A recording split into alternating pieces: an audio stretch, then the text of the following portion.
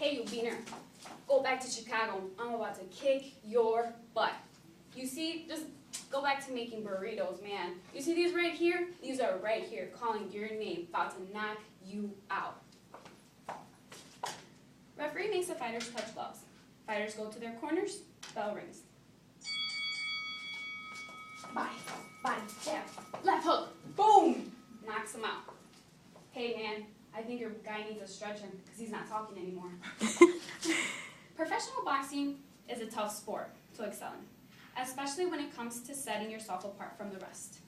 In this sport, it takes hard work to achieve one's goals, open communication skills to effectively communicate with a team, and crucial decision making at a moment's notice.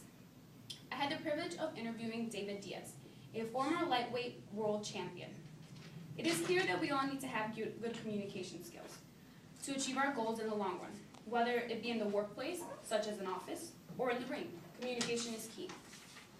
I might not aspire to be a professional boxer or even want to practice the sport, but I can apply those fundamental communication skills in my future career. They say that in life you have to roll with the punches, but after this, I'm thinking I might have to throw some right back. First, David Diaz told me how he discovered his passion for boxing. His father was the one to take him to the gym at the age of 8, and some of the trainers asked him if he wanted to spar.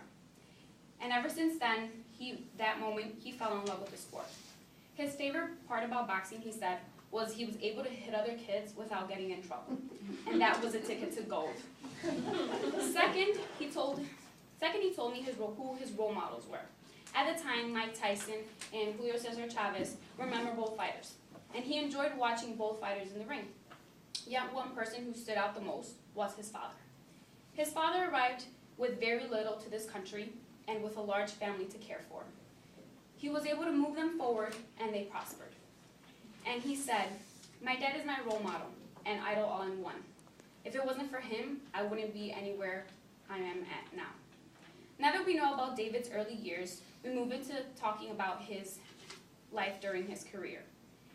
Like most people in their life, David encountered some struggles, roadblocks on the way, of course.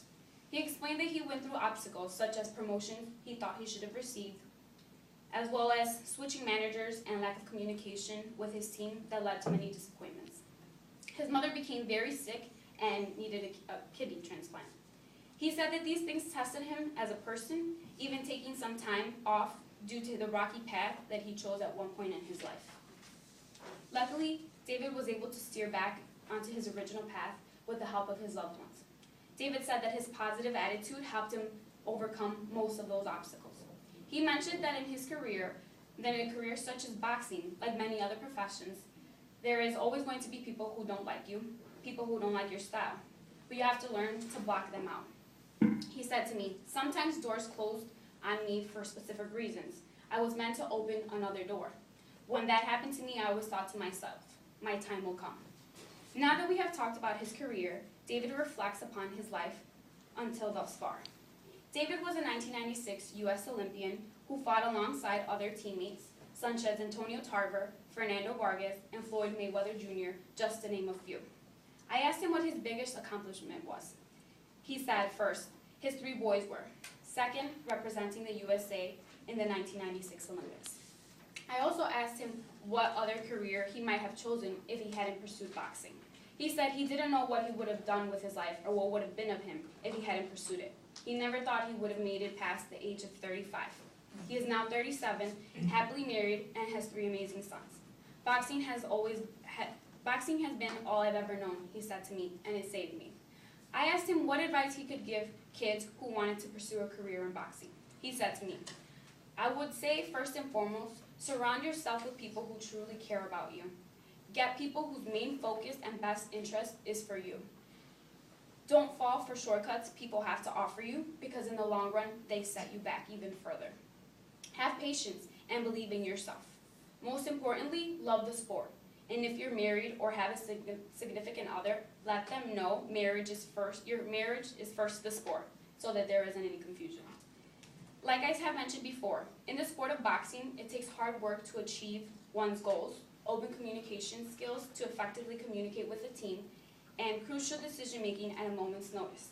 I believe that these 3 points are transferable skills to have in whatever line of work any of us choose to pursue. Before we hung up, I asked David if he had any parting words for me, and he said, "Don't let people tell you what you can or cannot do.